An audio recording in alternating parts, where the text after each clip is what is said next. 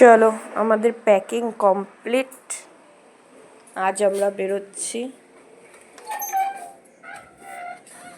আর এই দৃশ্যটা কালকে থেকে আর নামট্ট ভবনের 510 রুমকে টাটা।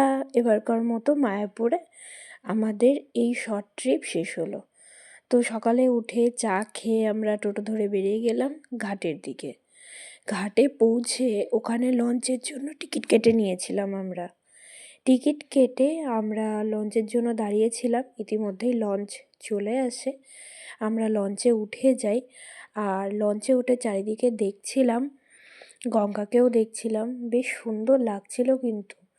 তারপর আমরা চলে আসি স্টেশনে আসার সাথে কিছুক্ষণ পর ট্রেন চলে আসে। আর আমরা 3জন মিলে বসে খাওয়া দাওয়া করি। আর দেখো দেখতে দেখতে ফারাক্কাও চলে আসে। हम एक ही थाली के चट्टे बट्टे हैं, ये देखो। ট্রেনের মধ্যে 3জন মজা করি, তারপর গঙ্গারামপুর পৌঁছে যাই। Thanks for everything.